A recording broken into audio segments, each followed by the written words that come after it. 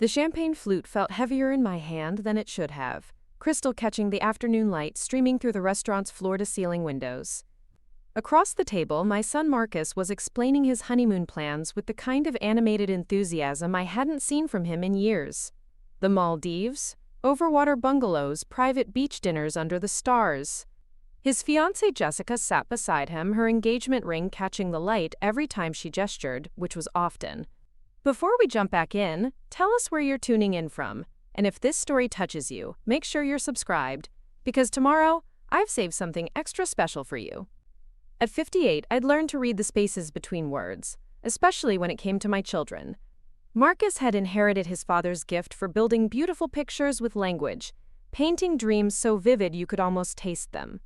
But today, there was something else in his voice. A careful quality that made my maternal instincts prickle with unease. "The resort package is incredible," Jessica was saying, scrolling through photos on her phone. 7 nights in paradise, spa treatments, sunset cruises, the works. She turned the screen toward me, and I found myself looking at images that belonged in travel magazines. Pristine white sand, water so blue it looked artificial. Accommodations that probably cost more per night than most people made in a month. "It sounds wonderful," I said, meaning it. After everything Marcus had been through with his previous relationship, seeing him happy again made my heart feel full in ways I'd almost forgotten were possible. "When's the wedding again?" "June 14th, Marcus said. "Just 8 weeks away." He reached over and squeezed Jessica's hand, and I noticed the way she looked at him, like he was the answer to questions she'd been carrying around her whole life. It reminded me of how I'd once looked at their father, back when we were young, and believed love could conquer practical concerns like mortgage payments and college tuition. The server appeared with our entrees, setting down plates that were more art than food.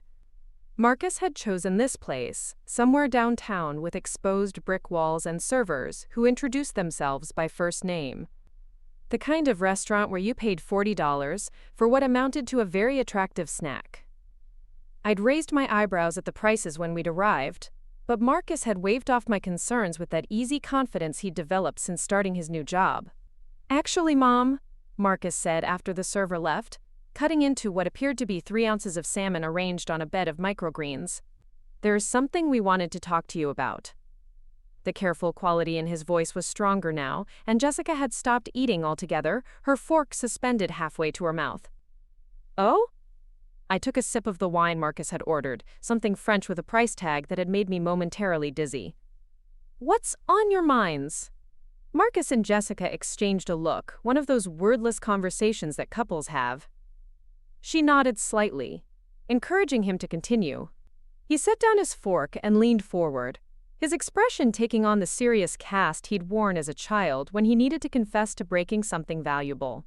"The thing is, we've been looking at our finances, and the honeymoon is going to be tighter than we originally planned." He was speaking carefully now, each word chosen with precision. "The wedding costs have been higher than expected, and Jessica's student loans are pretty substantial, and with my new position, I won't get my first commission check until after we get back." I felt something cold settle in my stomach, though I kept my expression neutral. Marcus had been working in pharmaceutical sales for 6 months now, a job he'd landed after finishing a certification program I'd helped pay for. Before that, he'd bounced between various positions, never quite finding something that stuck. Each new opportunity had been the one that would change everything, according to Marcus. Each one had required some kind of investment, whether it was new clothes for interviews, certification courses, or temporary financial help while he got established. "I see," I said quietly. "And how much are we talking about?" Jessica spoke up for the first time since the honeymoon topic had been introduced. "The resort package is $12,000 for the week, plus flights and incidentals. We were hoping to keep the whole trip under $15,000. $15,000. I set my wine glass down carefully, buying myself a moment to process the number. $15,000 was what I'd paid for my car 3 years ago, the practical sedan that had replaced the SUV I'd driven when Marcus was still living at home. It was more than I spent on groceries in 8 months. It was a significant chunk of the retirement fund I'd been carefully building since my divorce 5 years earlier. "That's quite a lot," I said, keeping my voice level. We know it's a big ask, Marcus said quickly, but you always said you wanted to help us get started in life, and this feels like such an important moment. Our honeymoon, you know. Something we'll remember forever. There it was, the gentle manipulation wrapped in sentiment. The appeal to my role as a supportive mother. The implication that refusing would somehow diminish this milestone in his life. I recognized the tactic because I'd watched his father use variations of it for years before our marriage finally ended. The difference was that Marcus was my son, and despite everything, I wanted to believe his motives came from a place of love rather than calculation. Have you looked into other options? I asked. Maybe somewhere a little less expensive? There are beautiful places to honeymoon that don't cost $15,000. Jessica's smile tightened almost imperceptibly. We really have our hearts set on the Maldives. It's always been my dream destination, and Marcus knows how important this is to me. I looked at my son, trying to read his expression. Was this truly what he wanted? Or was he caught between his fiancé's expectations and his mother's wallet? At 29, Marcus had never been particularly good at saying no to the women in his life, a trait that had gotten him into trouble before. I understand it's a dream destination, I said carefully, but $15,000 is a significant amount of money. I'd need to think about whether I can swing something like that. The temperature at the table seemed to drop several degrees.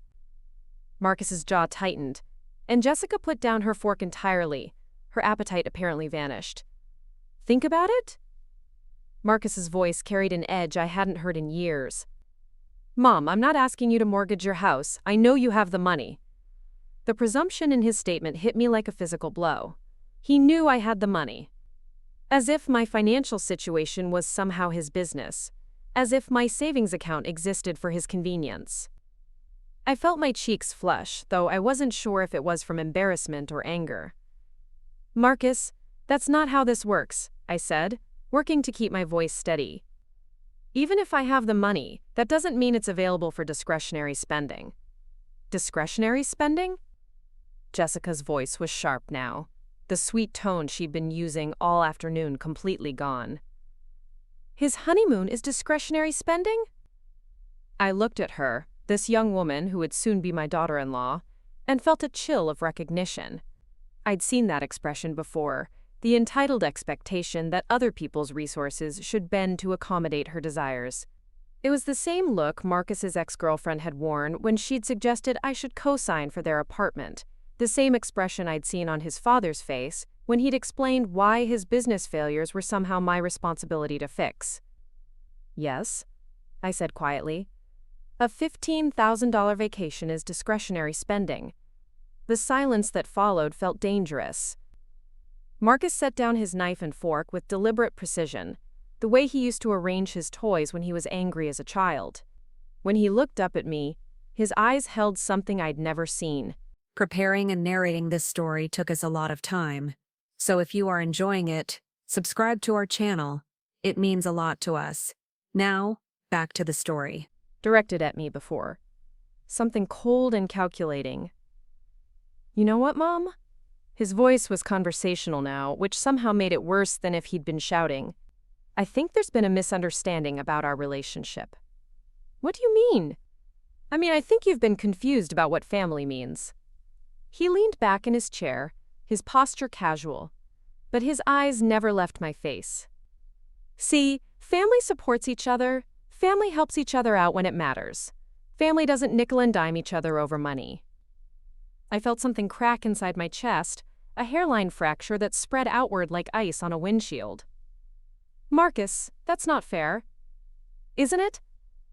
He glanced at Jessica, who nodded encouragingly. Let me ask you something. When I needed help with my certification course, who did I come to?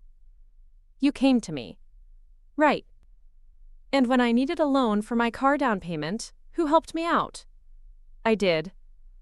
And when Jessica and I needed help with the wedding deposit, who stepped up? The wedding deposit. $2,000 I'd transferred to his account 3 months ago, money that was supposed to be a gift but that he was now apparently categorizing as evidence of some kind of obligation. I helped you with that too. Exactly. Marcus's smile was cold now, nothing like the warm expression he'd worn when we'd first sat down. So I think we've established a pattern here. When I need something, you help. Because that's what family does. But Marcus. But nothing. He held up a hand to stop me. Here's the thing, Mom. If you're not going to act like family, then maybe we need to reconsider what our relationship actually is. The words hung in the air between us like smoke. I could feel other diners glancing over, drawn by the tension at our table, though Marcus kept his voice carefully modulated. Professional almost.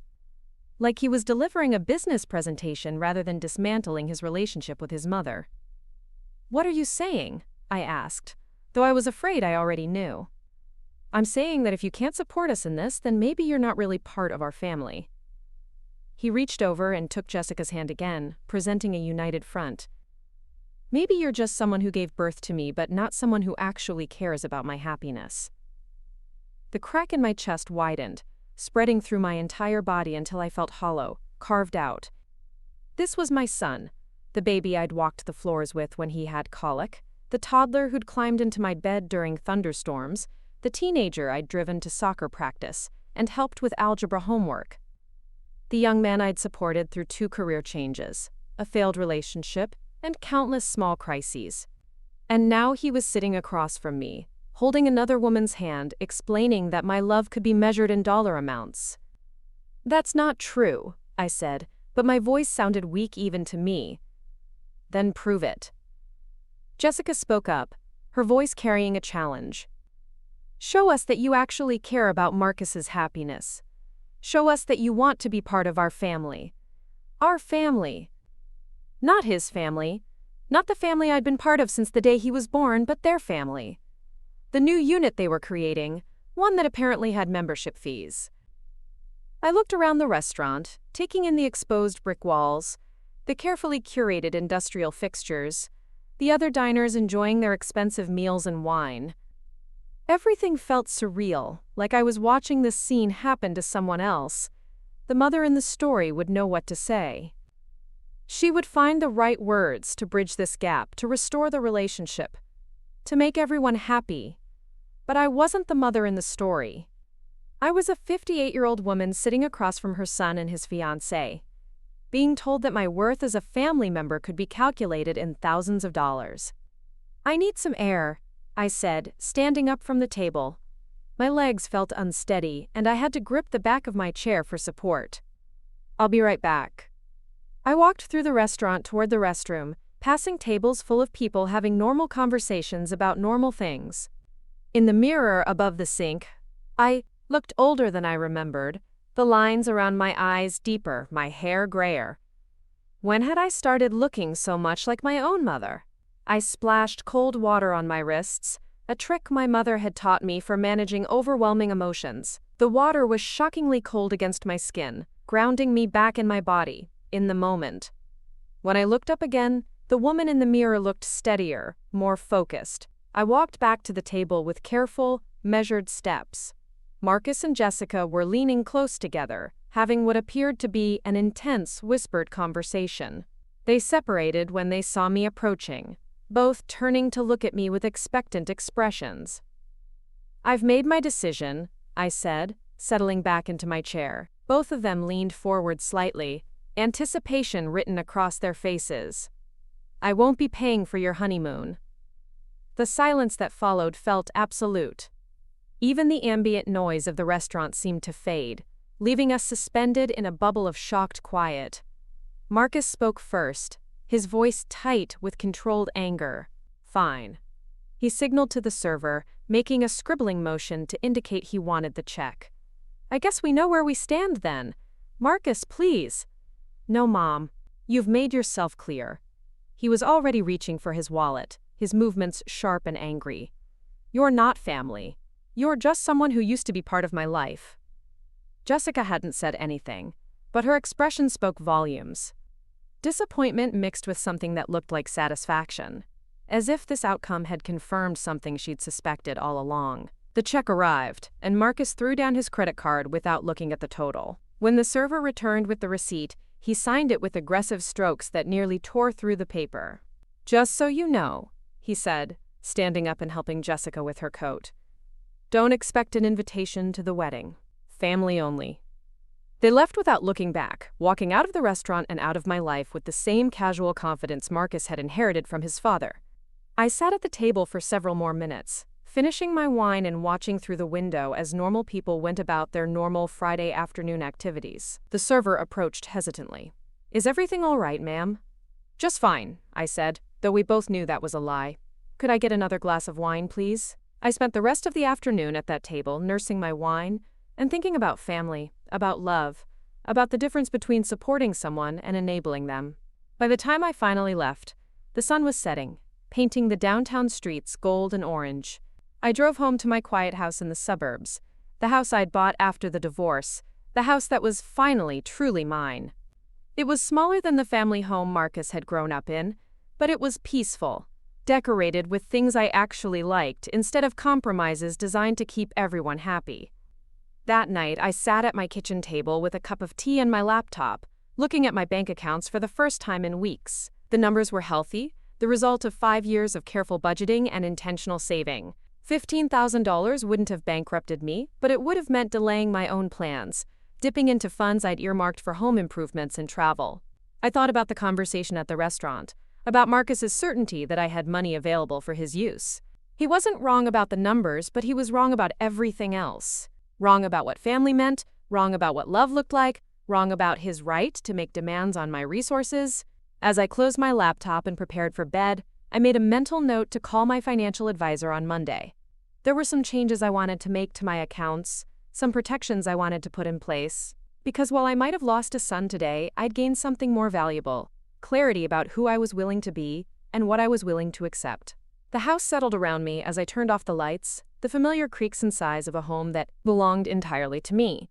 Outside, the neighborhood was quiet, just the distant sound of traffic and the occasional dog bark. It was peaceful in a way I hadn't experienced in years. I fell asleep thinking about the Maldives, about overwater bungalows and private beach dinners. But instead of feeling sad about missing out, I felt something else entirely. I felt free. 3 weeks passed without a word from Marcus. No phone calls, no texts, no acknowledgement that I existed. Part of me kept expecting him to reach out, to apologize, to try to bridge the gap that had opened between us. But the silence stretched on, confirming what I'd suspected at that restaurant. His love had always come with conditions, and I'd finally failed to meet them. Jessica posted regularly on social media, photos of wedding preparations, and bridal showers, and girls' nights out.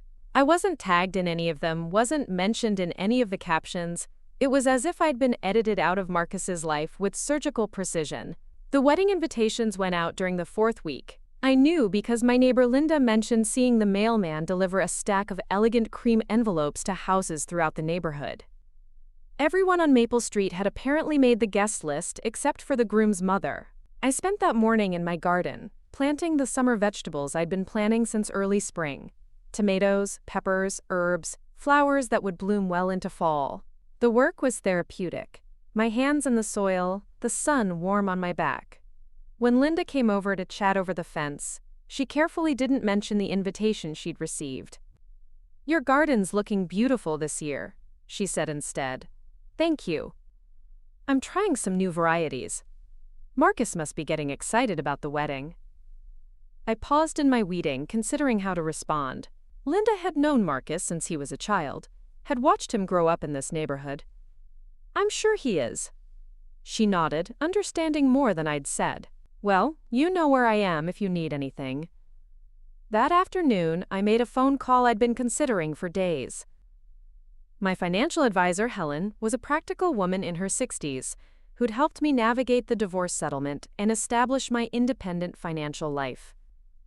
She listened without judgment as I explained the situation with Marcus and what I wanted to do. "You want to revoke his access to your accounts," she repeated. "Completely. And I want to make sure he can't find out about my financial situation through any other means." "That's certainly your right. Are you sure about this?" I thought about it for a moment, sitting in my home office with the afternoon light streaming through the windows I'd chosen, in the house I'd bought, surrounded by furniture I'd selected. "I'm sure. The paperwork took an hour. Marcus's name disappeared from everything. My checking account, my savings, my investment portfolio, even my emergency fund. Helen walked me through each change, explaining the implications and making sure I understood what I was doing. He was never a beneficiary on your retirement accounts, she noted, reviewing my files. Those were always set up to go to charity upon your death, correct? That's right. I'd made that decision during the divorce proceedings, wanting to support causes I believed in rather than simply passing wealth to the next generation. Marcus had never known about that arrangement, had probably assumed he would inherit everything automatically. What about your will? Do you want to make changes there as well? I considered this carefully. My will, drafted 3 years earlier, left the house and most of my possessions to Marcus, with smaller bequests to charity. It reflected the relationship I'd thought we had, the future I'd imagined for us. Yes, I said finally. I want to revise it completely. By the time I left Helen's office, I felt lighter somehow, unburdened by obligations I'd never actually agreed to carry. The late afternoon air felt crisp and clean, full of possibilities I hadn't noticed before. That evening, I did something I hadn't done in months. I called my sister Sarah in Portland. We'd grown apart over the years, partly due to distance, but mostly because my life had become so consumed with managing Marcus's various crises that I'd had little energy left for other relationships. Patricia?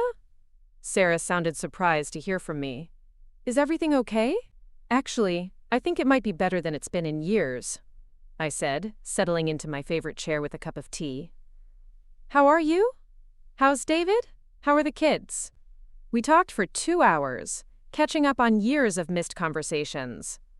Sarah's oldest daughter had graduated college and was working as a teacher in Seattle. Her son was finishing high school and planning to study engineering. David's photography business was thriving, and they were planning a trip to Iceland for their anniversary. You should come visit, Sarah said toward the end of our call. I mean really visit, not just a quick weekend. Stay for a week or 2. We could drive up the coast, see some of the places we used to talk about visiting when we were kids. I'd like that, I said, and realized I meant it. I'd really like that. After we hung up, I sat in my quiet living room and thought about the conversation, about Sarah's life full of normal family relationships and reasonable expectations. Her children called regularly, visited for holidays, shared their lives without demanding financial support for every decision. It was the kind of family dynamic I'd thought I had with Marcus, the kind I'd tried so hard to maintain that I'd never noticed how one-sided it had become. The wedding was scheduled for the following Saturday. I woke up that morning with no plans beyond my usual weekend routine. Coffee, newspaper, grocery shopping, maybe some time in the garden if the weather held. It felt strange to think of Marcus getting married while I went about these ordinary tasks, but also oddly freeing. Around 10 o'clock, Linda appeared at my kitchen door with a plate of muffins and a sympathetic expression. I thought you might like some company today, she said. I invited her in, grateful for the distraction. We sat at my kitchen table drinking coffee and eating her excellent blueberry muffins, talking about everything except the obvious. Tom and I were thinking of skipping the reception, Linda said eventually. The wedding's at 2, but the reception doesn't start until 6, and honestly, we barely know the couple. You should go if you want to go, I said. Don't let my situation influence your decision. It's not about your situation. It's about wanting to spend Saturday evening with people we actually enjoy talking to. She gestured around my kitchen. This is much more pleasant than making small talk with strangers at some fancy venue. At exactly 2 o'clock, I found myself standing in my garden, ostensibly deadheading roses, but actually thinking about Marcus walking down an aisle somewhere across town. I wondered if he looked happy, if Jessica looked beautiful, if anyone at the ceremony wondered about the absence of the groom's mother. My phone buzzed with a text message. For a moment, my heart jumped, thinking it might be Marcus reaching out, maybe sending a photo or acknowledging that something was missing from his day. But it was just a reminder about a dentist appointment scheduled for the following week. I spent the afternoon reading on my back porch, a novel I'd been meaning to get to for months.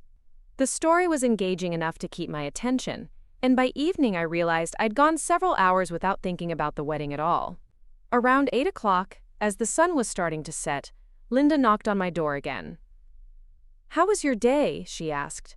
Peaceful, I said, and realized it was true. How was the wedding? Beautiful ceremony. Jessica looked gorgeous. Marcus looked handsome. Very traditional, very elegant. Linda paused. The minister mentioned the importance of family support, and I have to say it felt a little pointed. I absorbed this information without comment. Marcus using even his wedding ceremony to send messages felt entirely in character. Was the reception nice? We didn't, and I won't be pretending that nothing happened at that restaurant. The silence stretched between us, filled with the distant sounds of her wedding reception. Fine, she said finally, her voice cold again. I tried to fix this, but if you want to be stubborn about it, that's your choice. Yes, I agreed. It is my choice. After she hung up, I sat on my porch for a long time, thinking about choices and consequences and the difference between love and financial obligation. Somewhere across town, my son and his new wife were celebrating their wedding with a honeymoon they couldn't afford, surrounded by family that apparently didn't include me. I finished my wine and went inside to prepare for bed, locking the door behind me and turning off the porch light. Tomorrow would be Sunday, quiet and ordinary and entirely my own. I was looking forward to it. The weeks that followed took on a peaceful rhythm I hadn't experienced in years.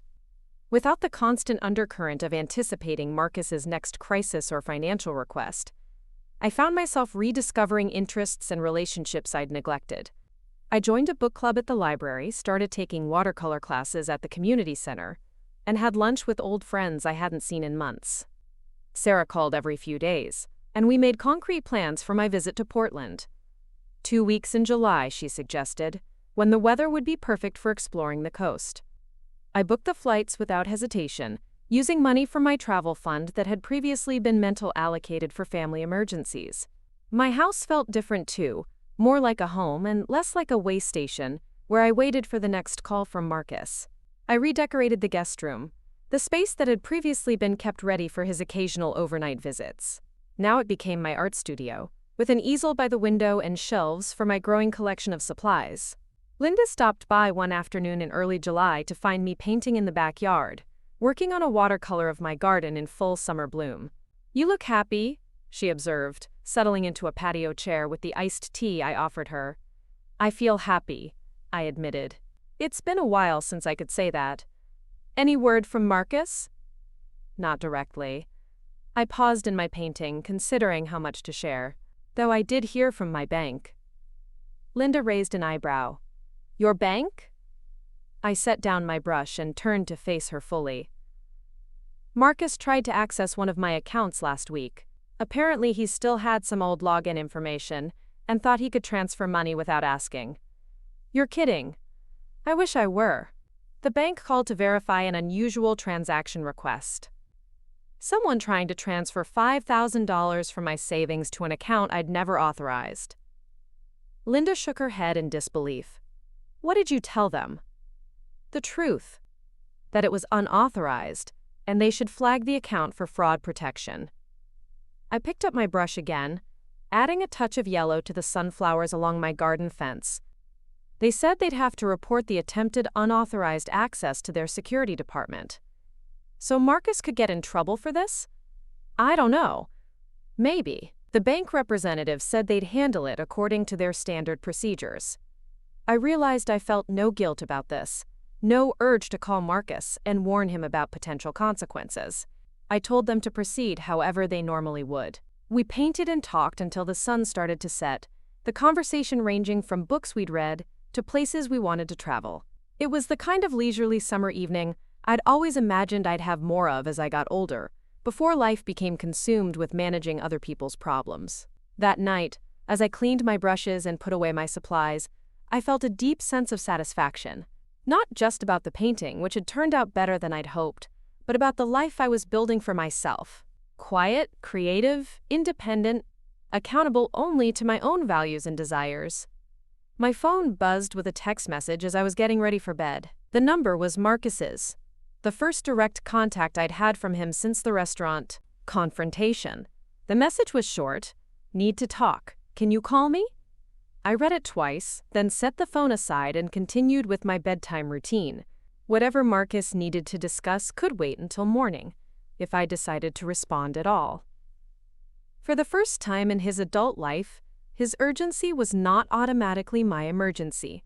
I slept well that night, the deep, uninterrupted sleep of someone whose conscience was clear and whose boundaries were firmly in place. When I woke up, the text was still there, but it felt less urgent in the morning light.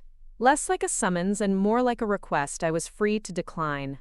I made coffee and sat in my garden with the newspaper, taking my time with both.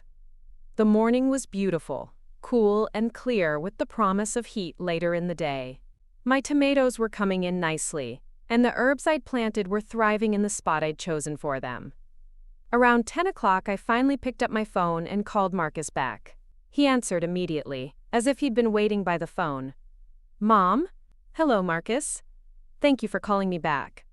His voice was different than I remembered, less confident, more careful. "I wasn't sure if you would. What did you want to talk about?" There was a long pause. I think I may have gotten myself into some trouble. I waited for him to continue. "The bank called yesterday. They said there was suspicious activity on one of my accounts, and they're investigating some kind of fraud issue." Another pause. "Mom? Did you report something to the bank?" The directness of the question surprised me.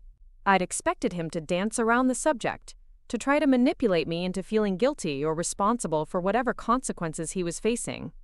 "Yes," I said simply. "I reported an unauthorized access attempt on my account. But I'm your son.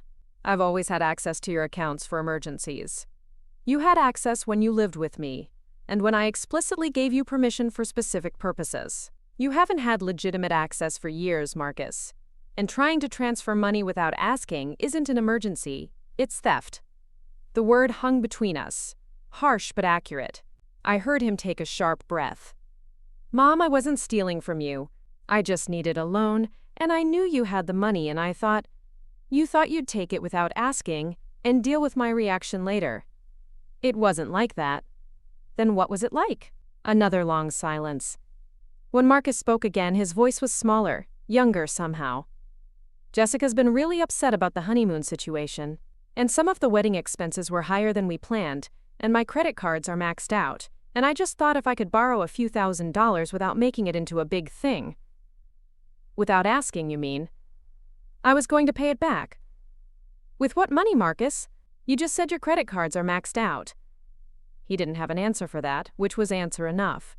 "What did the bank tell you?" I asked. "That they're reviewing the incident and might file a report with law enforcement if they determine it was intentional fraud." His voice cracked slightly. "Mom, I could get arrested for this." I felt something shift inside me as I listened to my son's panic, something that might once have been maternal instinct rushing to protect him from consequences. But that instinct had been worn down by years of cleaning up his messes, and what remained was something clearer and colder. "Marcus," I said quietly, "you could get arrested because you committed a crime. Not because I reported it, but because you did it. But you could fix this. You could call them back and say it was a misunderstanding, that you gave me permission.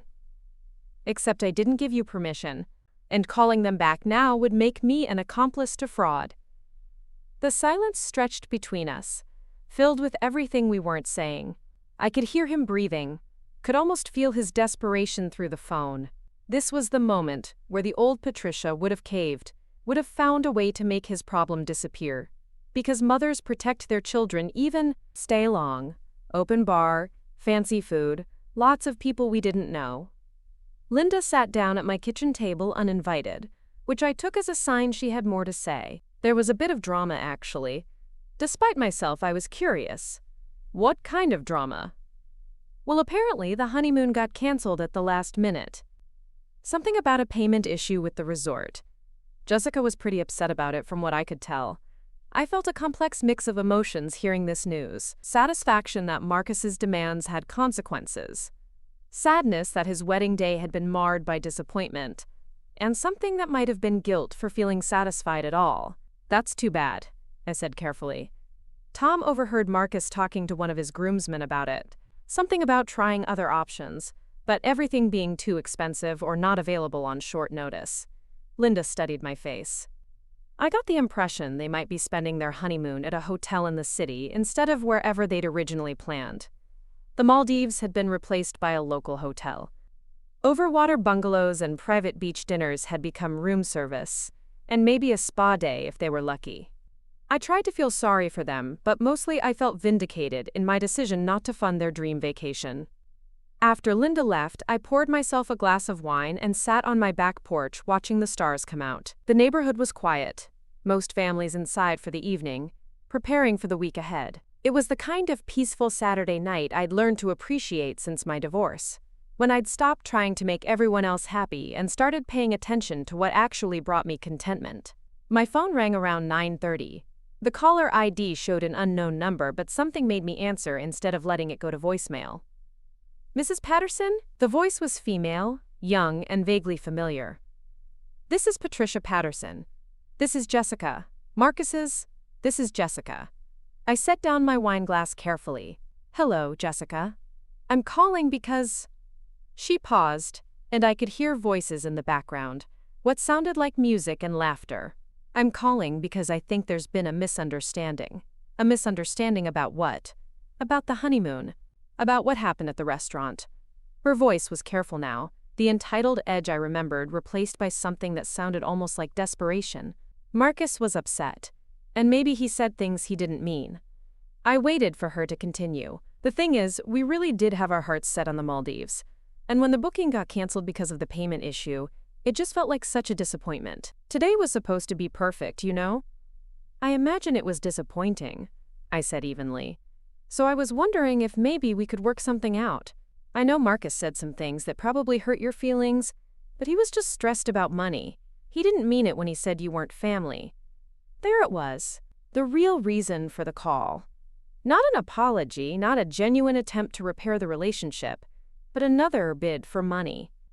Even on her wedding night, Jessica was working the angles, trying to salvage the honeymoon that my refusal had made impossible. "Jessica, I think Marcus made his feelings very clear at the restaurant. But that was weeks ago. People say things when they're upset. Surely you understand that." I did understand it. I understood that Marcus and Jessica were at their reception, probably at that fancy venue Linda had mentioned, surrounded by friends and family, and faced with the reality that their dream honeymoon had evaporated, along with my financial support. I understood that Jessica was calling me from what should have been one of the happiest nights of her life, trying to convince me to fund a vacation for people who had declared me not family. "I do understand," I said quietly. "I understand that Marcus meant exactly what he said. Mrs. Patterson, please. Jessica, I want you to have a wonderful wedding night. I want you and Marcus to be happy together. But I won't be paying for your honeymoon. And no, I will not pretend this was a misunderstanding when it was a deliberate attempt to take my money without permission. But he's your son. Yes, he is. And as his mother, the most loving thing I can do right now is let him face the consequences of his choices." Jessica's sweet tone evaporated instantly. "You know what? Fine. Be heartless. Let your own son get arrested because you're too selfish to make one phone call. I'm being selfish by not lying to cover up his theft? You're being selfish by putting your precious money ahead of your family." The irony was staggering. Jessica, who had married my son 3 months ago and immediately started making demands on my finances, was calling me selfish for refusing to commit fraud to protect her husband from the consequences of trying to steal from me. "Jessica, I think we're done here." "Wait, don't hang up. Let me talk to Marcus again." This conversation is over." I ended the call and set my phone face down on the patio table. My coffee had gone cold while I talked, but I drank it anyway, needing something to do with my hands while I processed what had just happened. Marcus facing potential criminal charges should have devastated me. This should have been the moment where maternal love overwhelmed common sense, where I rushed to fix things regardless of the cost to myself. Instead, I felt something I hadn't expected. Relief. Relief that the consequences had finally caught up to him. Relief that someone other than me was holding him accountable. Relief that I no longer had to be the one trying to teach a grown man that actions have consequences. My phone rang again immediately. Marcus, probably. I let it go to voicemail, It rang again 30 seconds later. And again after that. On the fourth call, I turned the phone off entirely and went inside to make fresh coffee. Standing in my kitchen, surrounded by the peaceful normalcy of my Saturday morning, I thought about the conversation I'd just had. Marcus and Jessica had approached this crisis the same way they'd approached every other problem, by looking for someone else to fix it for them. Even when the problem was entirely of their own making, even when fixing it would require me to compromise my integrity, they expected me to step in and make it all better. The old Patricia would have done it, would have called the bank, spun whatever story was necessary, protected Marcus from consequences regardless of what it cost her. I knew this because I'd done it before, many times, in smaller ways. Covering for him when he was irresponsible, making excuses when he disappointed people, cleaning up messes he was perfectly capable of handling himself. But the old Patricia had been exhausted all the time, constantly waiting for the next crisis, never able to fully relax because she was always on call for emergencies that weren't really emergencies. The new Patricia, the one who had emerged from that awful restaurant conversation, was discovering what life felt like when you weren't responsible for solving everyone else's problems.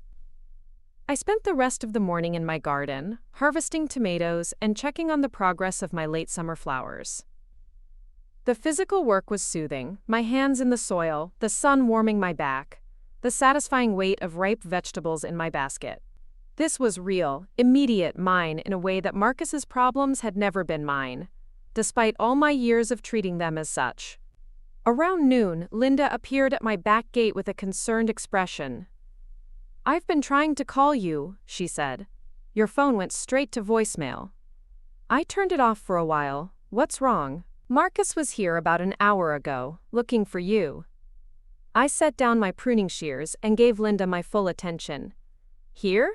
At my house?" He rang the bell several times, then walked around to the backyard when you didn't answer. I saw him from my kitchen window, trying to look through your windows. A chill ran down my spine despite the warm afternoon. "Did you talk to him?" I went out and asked if I could help him with something. He said he needed to speak with you, worse, before it gets better. People who are facing serious legal consequences sometimes make very poor decisions about how to handle the situation. A restraining order against my own son. 6 months ago, the idea would have been unthinkable. Now it sounded like a reasonable precaution against someone whose behavior I could no longer predict or trust. Would that actually protect me? It would establish a legal record of his threatening behavior, and it would give you recourse if he continues to harass or threaten you. It's not a magic shield, but it's better than having no documentation of what's happening. After we hung up, I sat at my kitchen table with a legal pad, writing down everything I could remember about Marcus's recent behavior. The restaurant conversation, the wedding exclusion, the unauthorized bank access attempt, showing up at my house, the threatening messages. Laid out chronologically, it painted a picture of someone whose desperation was overriding his judgment in increasingly alarming ways. The sun was setting by the time I finished writing, casting long shadows across my yard through the kitchen windows. I made myself dinner, something simple that didn't require much attention, and tried to imagine what my evening would have been like 6 months ago. I would have been frantic with worry about Marcus, probably on the phone trying to find lawyers or bail bondsmen, definitely taking responsibility for fixing a problem I hadn't created. Instead, I ate my dinner in peaceful quiet, reading a book while I ate, then settled into my living room with a cup of tea and the watercolor supplies I'd been experimenting with.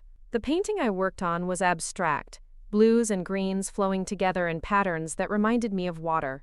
It was meditative work, requiring focus but not intense concentration, and by the time I went to bed, I felt calmer than I had all day. I woke up Sunday morning to the sound of someone pounding on my front door.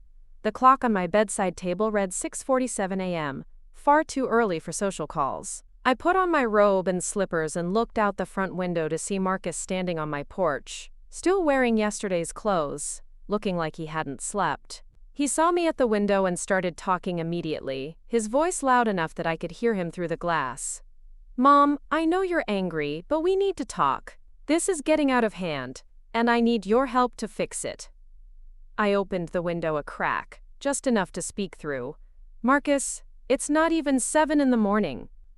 This is not an appropriate time for a visit."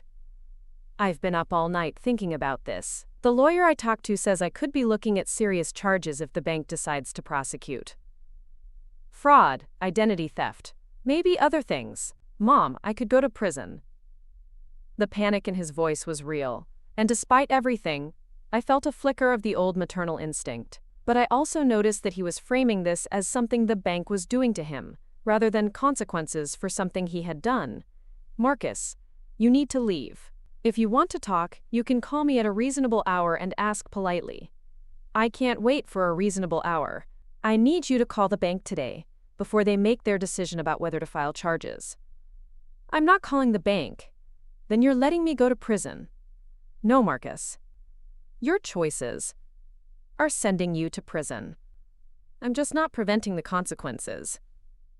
He stared at me through the narrow opening in the window, his face cycling through emotions I couldn't quite read. Desperation, anger, disbelief, something that might have been betrayal. I can't believe you're doing this to me. I'm not doing anything to you. You're my mother. You're supposed to protect me.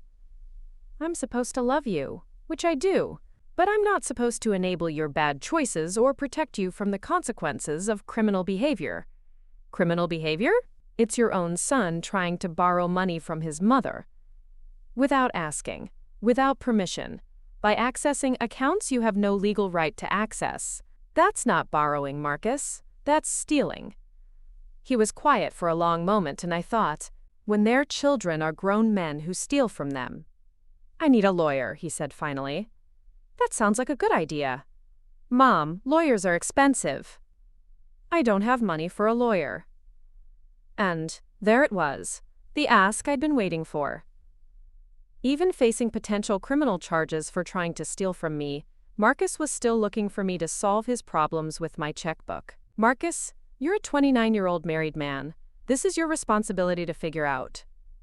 You're really not going to help me? I helped you by reporting the fraud. I helped you by establishing clear boundaries about what's acceptable behavior. I helped you by making sure there are consequences for your choices. That's not helping, that's punishing me. Sometimes those are the same thing. I heard Jessica's voice in the background, sharp and demanding, though I couldn't make out the words. Marcus covered the phone briefly, and I heard muffled conversation before he came back on the line. Jessica wants to talk to you. I don't want to talk to Jessica. Please, Mom. She thinks maybe she can explain things better. Marcus, there's nothing to explain. You tried to take money from my account without permission. The bank caught it and reported it. Those are the facts, and they don't need explanation or interpretation. Just talk to her for 5 minutes, please. Against my better judgment, I found myself agreeing. 5 minutes. The phone rustled as he handed it over, and then Jessica's voice came through, honeyed with artificial sweetness. Mrs. Patterson? Patricia? Thank you so much for taking my call. You have 5 minutes. Right, of course.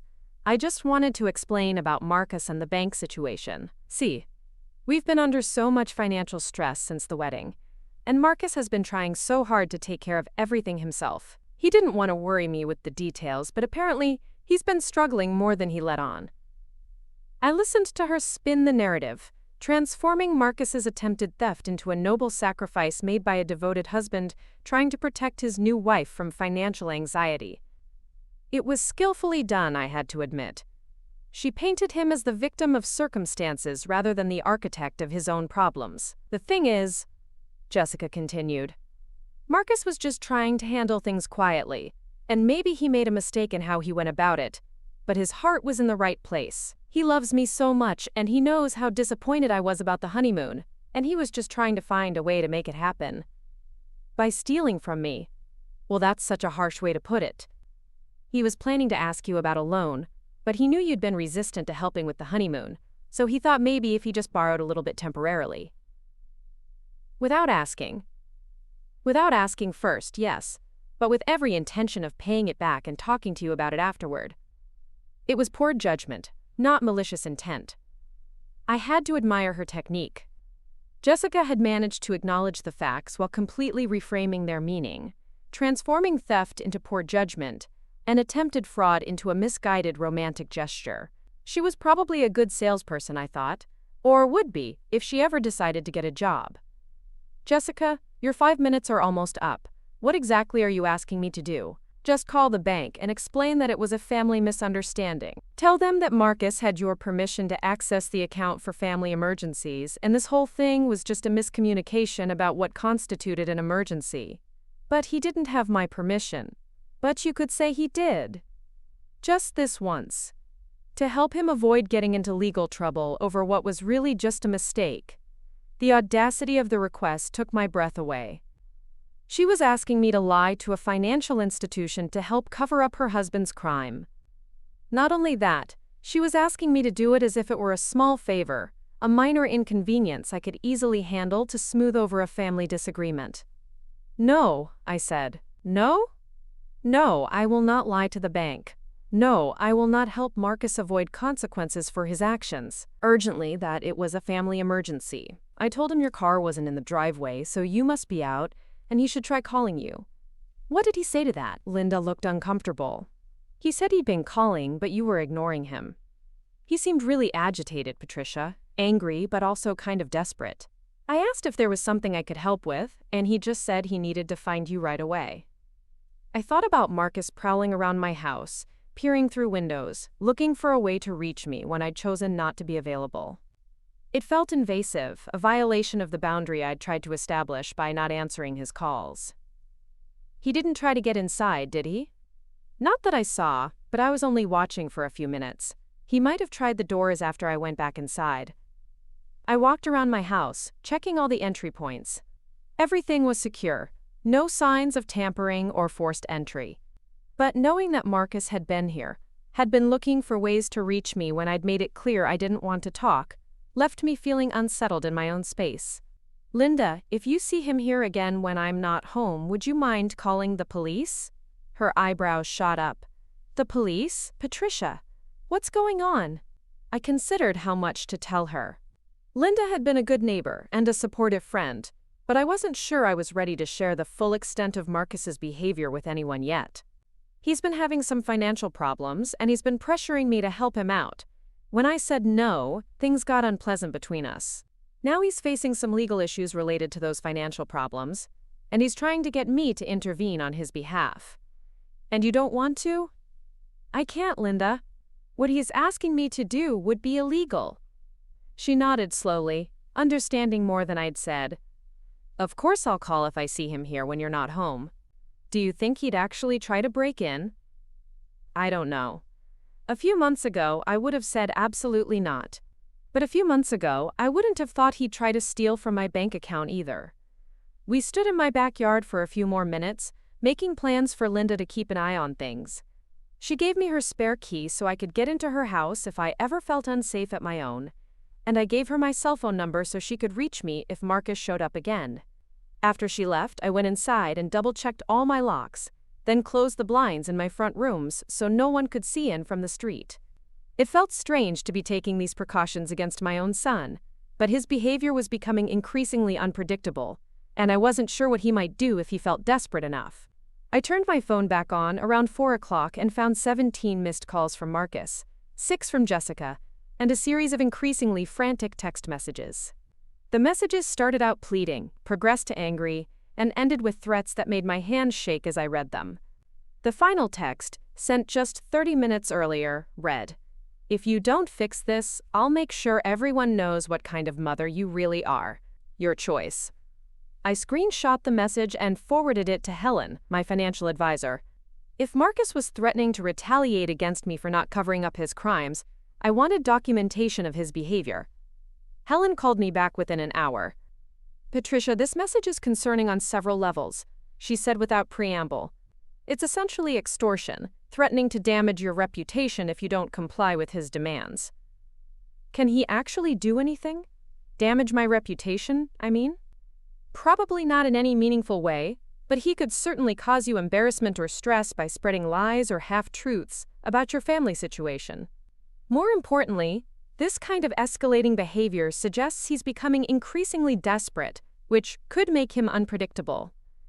I thought about Marcus prowling around my house earlier, trying to find a way to reach me when I wouldn't answer his calls. Helen, what would you do in my situation? Honestly, I'd consider getting a restraining order. His behavior is crossing lines, and it's likely to get.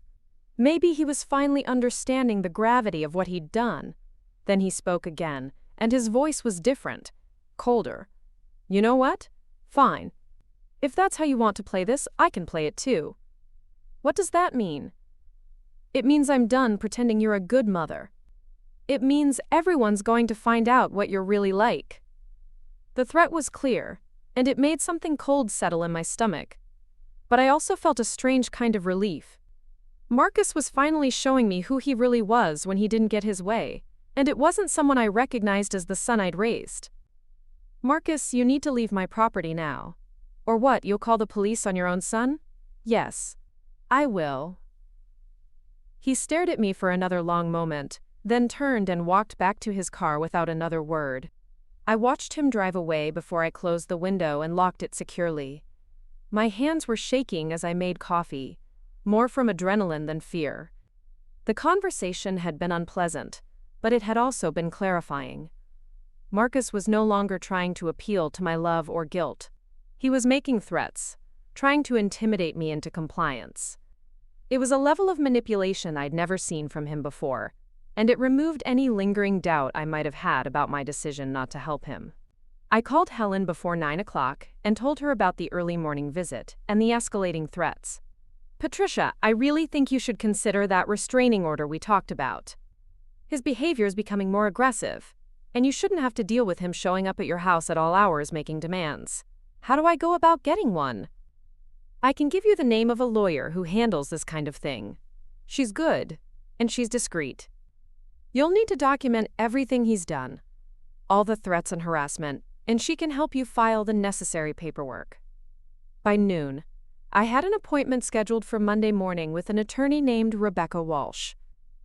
By evening, I had compiled a detailed timeline of Marcus's behavior, including screenshots of his threatening messages, and Linda's account of him prowling around my house. It felt surreal to be building a legal case against my own son, but it also felt necessary. The Marcus who had demanded honeymoon money and declared me not family was bad enough. The Marcus who was now trying to coerce me into committing fraud to cover up his crimes was someone I didn't recognize at all, and I wasn't sure what he might do if his legal situation got worse. Monday morning arrived gray and rainy, matching my mood as I drove downtown to Rebecca Walsh's office. She was a woman in her 50s with silver hair and intelligent eyes, the kind of person who radiated competence and calm authority. She listened without interruption as I told her the entire story, from the restaurant confrontation to the bank fraud to the threatening messages. When I finished, she was quiet for a moment, reviewing the documentation I'd brought. Mrs. Patterson, you have grounds for a restraining order based on the harassment and threats alone. The attempted financial fraud adds another layer of concern, but I want to make sure you understand what you're getting into. What do you mean? Once you file a restraining order against your son, it becomes a matter of public record. It will likely become known to his employer, his wife, their friends and family. It could affect his ability to get certain types of jobs in the future. Are you prepared for that level of consequence? I thought about it carefully. A restraining order would essentially formalize the break between Marcus and me, making it a legal matter rather than a private family dispute. It would affect his life in ways that went beyond our relationship. What happens if I don't file for a restraining order and his behavior escalates? Then you could be putting yourself at risk. People who are facing serious legal trouble sometimes make very poor decisions about how to handle the situation. And his behavior is already showing a pattern of escalation. What would the restraining order actually do? It would legally prohibit him from contacting you or coming to your property. If he violates it, he could be arrested. It gives you legal recourse if he continues to harass or threaten you. I looked out the window of her office at the rainy street below, watching people hurry past with umbrellas and newspapers held over their heads. Normal people dealing with normal problems like getting wet in the rain, not sitting in lawyers, offices taking legal action against their children. I need him to stop, I said finally. I need him to understand that threatening me and trying to coerce me isn't going to work. Then I think a restraining order is appropriate. We can file it this afternoon, and you should have a decision from the judge within 48 hours. The paperwork took 2 hours to complete. By the time I left Rebecca's office, a legal process was in motion that would either protect me from my son or escalate the conflict between us to a level I'd never imagined possible. I drove home through the rain, feeling oddly detached from the situation. This couldn't really be my life, could it? 6 months ago, I'd been a normal mother with normal concerns about her adult son's career and relationships.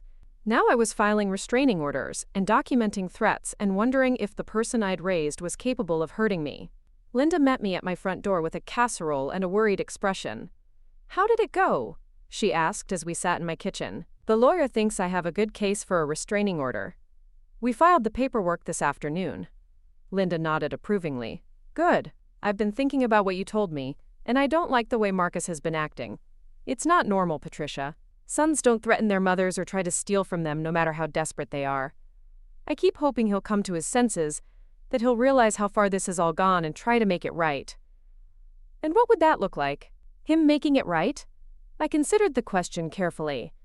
What would it take for Marcus to repair the damage he'd done to our relationship? He'd have to take full responsibility for his choices without blaming me or anyone else. He'd have to genuinely apologize for the things he's said and done. He'd have to accept the consequences of his actions without expecting me to fix them for him. I paused. And I'd have to believe that he understood why his behavior was wrong, not just that he was sorry he got caught. Linda was quiet for a moment. "That sounds like a lot to ask from someone who's been making threats and trying to steal from you." "It is a lot, maybe too much. Maybe the restraining order is the right choice then. Maybe some people have to be forced to respect boundaries because they won't do it voluntarily." That night, I sat in my living room with a book, but I found myself reading the same page over and over without absorbing any of the words. My mind kept returning to the legal documents I'd signed that afternoon. The formal language that reduced my relationship with Marcus to a series of allegations and requested protections. Around 9 o'clock, my phone rang. An unknown number, but I answered it anyway. "Mrs. Patterson?" A woman's voice, professional and crisp. "Yes? This is Detective Morrison with the Riverside Police Department. I'm calling about a fraud report filed by First National Bank regarding unauthorized access to your account." My stomach dropped. I'd known this call was coming eventually, but hearing it still felt like a shock. "Yes, I filed that report. I need to ask you some questions about the incident. Would it be possible for you to come in to the station tomorrow to give a formal statement?" "Of course. What time? Would 10 o'clock work for you?" After I hung up, I realized that tomorrow would bring another milestone in this situation I'd never wanted to be part of. I would sit in a police station and give a formal statement about my son's attempt to steal from me, providing evidence that could be used to prosecute him criminally. The old Patricia would have found a way out of this, would have called the detective back and explained that it was all a misunderstanding, would have protected Marcus from consequences, regardless of the cost to herself or her integrity. The new Patricia went to bed early and set her alarm for 8:30, allowing plenty of time to prepare for a conversation that might determine whether her son faced criminal charges for fraud. The police station smelled like industrial disinfectant and burnt coffee, its fluorescent lights casting everything in a harsh, unflattering glow. Detective Morrison was a woman in her 40s, with graying brown hair pulled back in a practical ponytail, and eyes that seemed to take in every detail without judgment. She led me to a small conference room with a table, 2 chairs, and a recording device that she set up with practiced efficiency. "Thank you for coming in, Mrs. Patterson. I know this situation must be difficult for you." Her voice was professional but kind, striking the right balance between official business and human understanding. "I need to get your statement about the unauthorized access to your bank account, and then I'll explain what happens next." For the next hour, I walked through the timeline of events, starting with the failed honeymoon conversation and ending with Marcus's early morning visit to my house. Detective Morrison took notes and asked clarifying questions, her expression remaining neutral even when I described my son's escalating threats. "You mentioned filing for a restraining order yesterday," she said, reviewing her notes. "Has that been processed yet?" "My attorney said I should hear back from the judge within 48 hours. "Good. Given the pattern of behavior you've described, that was the right decision." She set down her pen and leaned back in her chair. "Mrs. Patterson, I need to ask you directly.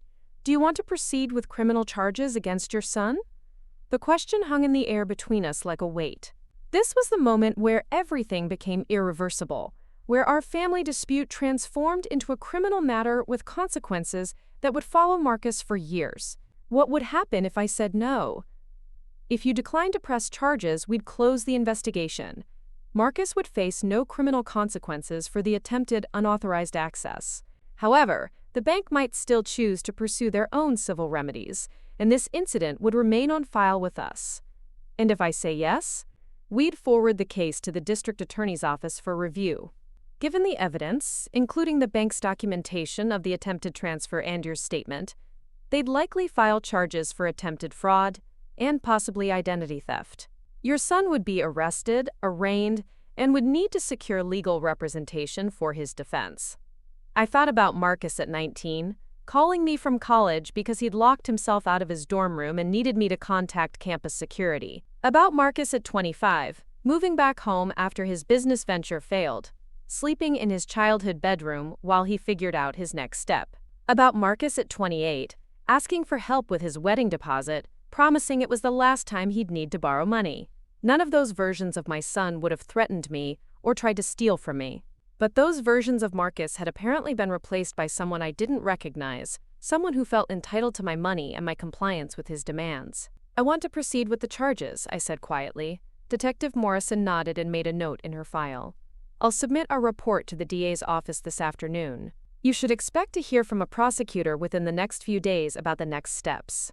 Walking out of the police station into the bright afternoon sunlight felt like emerging from another world. I sat in my car in the parking lot for several minutes, processing what I'd just done. In the space of an hour, I'd provided evidence that would likely result in my son's arrest and prosecution. The maternal instinct that had once driven me to protect him from all consequences was apparently broken, replaced by something harder but more honest. My phone buzzed with a text as I was driving home.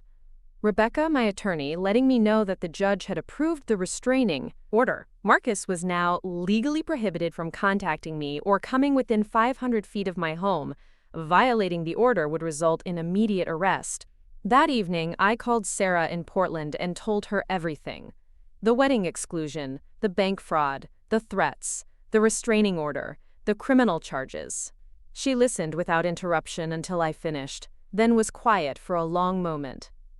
Patricia, I'm so sorry you're going through this. But I think you're doing the right thing. It doesn't feel right. It feels like I'm destroying my relationship with my only child. Honey, Marcus destroyed that relationship when he chose to threaten and steal from you. You're just refusing to pretend it didn't happen. I keep thinking about him as a little boy, you know. He was such a sweet kid. Always trying to help, always wanting to make everyone happy. People change, Patricia. Sometimes they become better than who they were, and sometimes they become worse. The Marcus who threatens his mother and tries to steal from her isn't the same person as the little boy who brought you dandelions. I know you're right, but it's still hard. Of course it's hard. You're grieving the loss of the son you thought you had, while simultaneously protecting yourself from the son he actually became. That's not easy work. Sarah's words stayed with me as I prepared for bed that night, grieving the loss of the son I thought I had. That's exactly what this felt like, a death of sorts. The Marcus I'd raised and loved and worried about for nearly 30 years was gone, replaced by someone whose behavior I found unrecognizable and unacceptable. Wednesday morning brought a call from Assistant District Attorney Jennifer Chen, a crisp, efficient woman who got straight to the point. Mrs. Patterson, we've reviewed Detective Morrison's report and the evidence provided by First National Bank. We'll be filing charges against Marcus Patterson for attempted fraud in the second degree and identity theft. He'll be arrested sometime in the next 72 hours. Will I need to testify? Possibly, if the case goes to trial. But given the strength of the evidence, there's a good chance his attorney will recommend a plea agreement rather than risk a conviction at trial. What kind of sentence are we looking at? For a first offense with these charges, probably probation and restitution, assuming he pleads guilty and shows genuine remorse. If he chooses to fight the charges and loses, he could be looking at significant jail time. After I hung up, I realized this was information Marcus needed to have, despite the restraining order preventing him from contacting me. I called Rebecca and asked her to reach out to whatever attorney Marcus had retained, to make sure he understood the seriousness of his situation and the potential consequences of different legal strategies. "That's thoughtful of you," Rebecca said. "But Patricia, you need to be careful not to let your maternal instincts undermine the boundaries you've worked so hard to establish. I'm not trying to save him from consequences. I just want him to have accurate information so he can make informed decisions about his defense. As long as you understand that what he does with that information is entirely his responsibility." Thursday afternoon, I was working in my garden when Linda appeared at my back gate with an expression I'd learned to recognize as serious neighborhood news. "Patricia, I need to tell you something. Marcus was arrested this morning." I set down my pruning shears and gave her my full attention. "How do you know?" "Tom saw it happen. He was driving past their apartment complex around 10 o'clock and saw police cars in the parking lot. Marcus was being put into a squad car while Jessica stood on the sidewalk screaming at the officers. The image was both satisfying and heartbreaking. Satisfying because it meant the legal system was holding Marcus accountable for his choices. Heartbreaking because no mother wants to imagine her child being handcuffed and arrested, regardless of what he's done to deserve it. Did Tom hear what Jessica was saying? Something about this being harassment, about how you were vindictive and trying to ruin their lives. The usual stuff, from what Tom could tell. Linda studied my face carefully. "How are you feeling about all this?" "Honestly, relieved. Relieved that it's finally happening, that there are finally consequences for his behavior. I know that probably makes me sound like a terrible mother. It makes you sound like a mother who's tired of being taken advantage of and threatened by her own child. There's nothing terrible about that." That evening, Jessica called from a number I didn't recognize. Against my better judgment, I answered. "Mrs. Patterson, this is Jessica. I know about the restraining order, but I needed to talk to you about what happened today." "Jessica, you're violating the restraining order by having this conversation. I'm gonna hang up now." "Wait, please." Marcus was arrested. They took him away in handcuffs in front of all our neighbors. Do you have any idea how humiliating this is? I ended the call immediately and blocked the number. Within minutes, my phone rang from another unknown number. Jessica again, more frantic this time. "Please don't hang up. Marcus needs bail money. He's sitting in jail because you decided to be vindictive about a family disagreement." I hung up and blocked that number too. The calls continued from different numbers throughout the evening, Jessica's voice becoming increasingly desperate with each attempt. Finally, I turned off my phone entirely. 2 weeks later, I received a call from Ada Chen. Marcus had accepted a plea agreement. 2 years probation, community service, restitution to the bank, and mandatory financial counseling. No jail time, but a permanent criminal record. He also has to stay away from you as part of his probation, she added. Any contact or harassment will be considered a violation.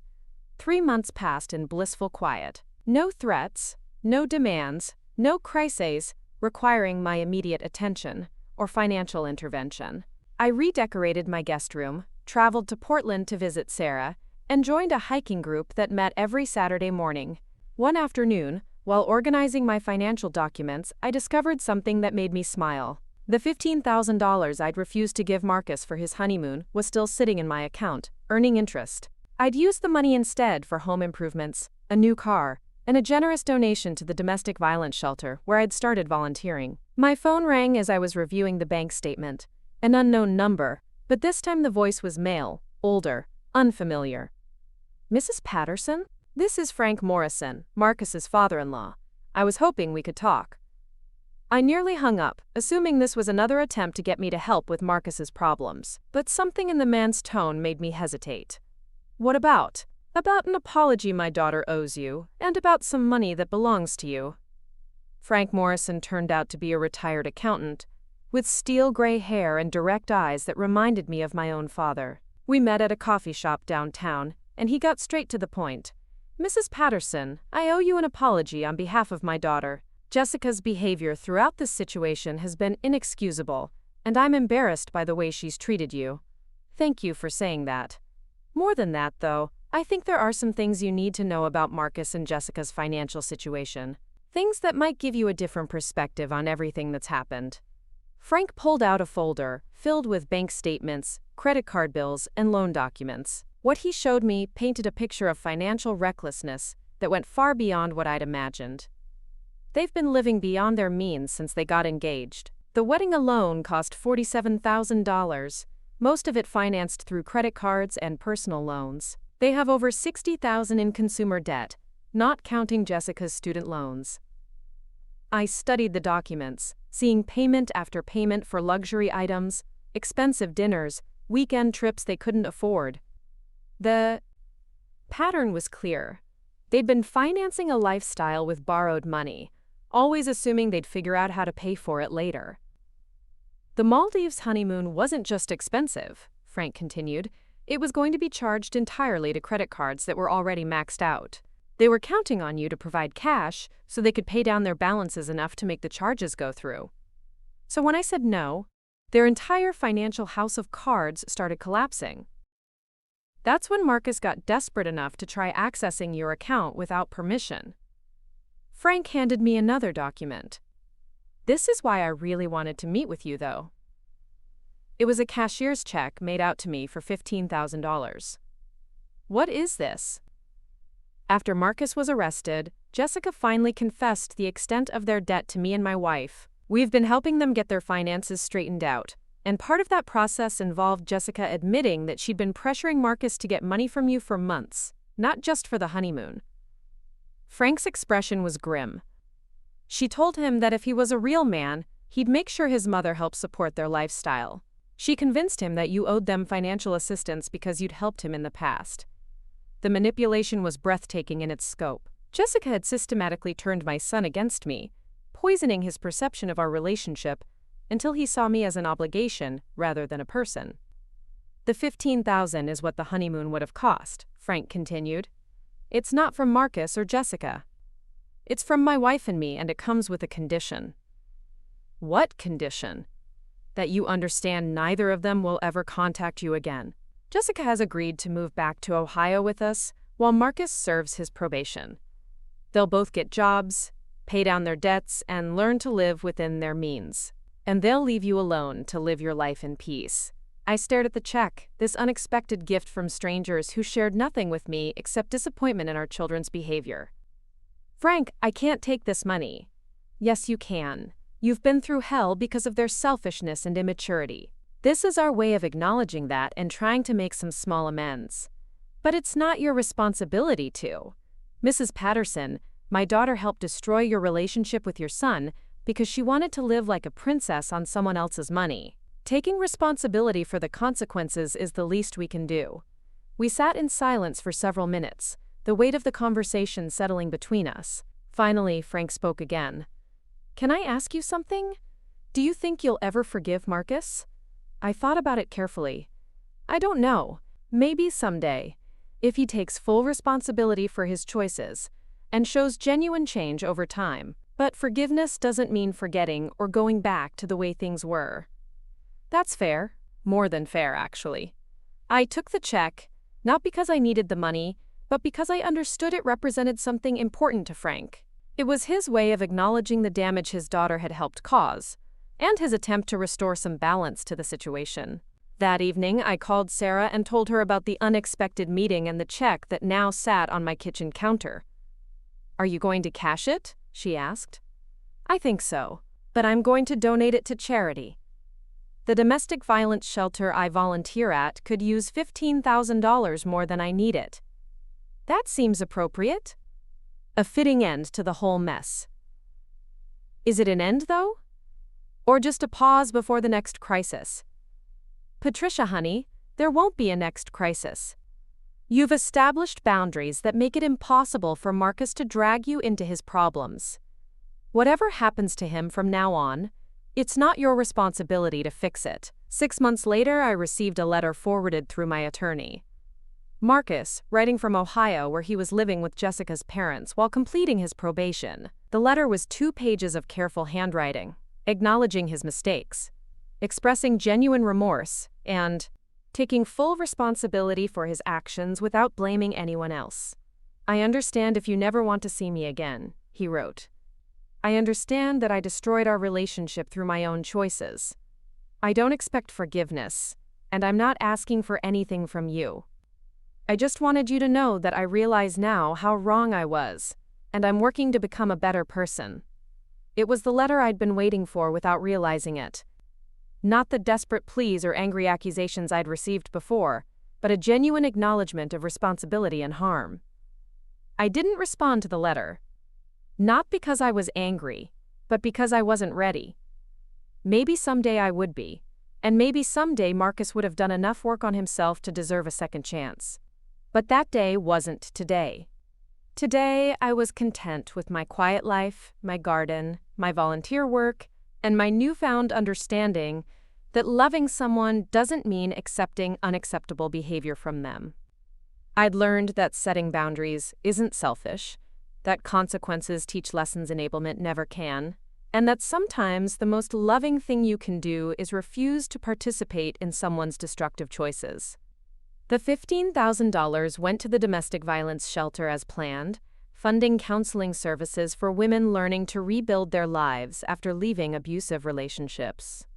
It felt like a fitting way to honor what I'd learned about boundaries, self-respect, and the difference between love and enabling.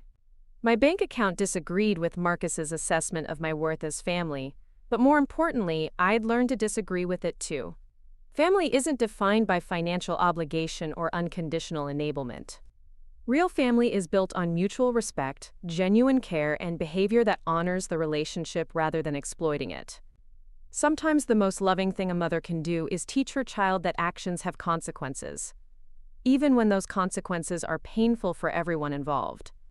Even when it means losing the relationship you thought you had in order to preserve the integrity you know you need. Up next, you've got 2 more standout stories right on your screen. If this one hit the mark, you won't want to pass these up. Just click and check them out.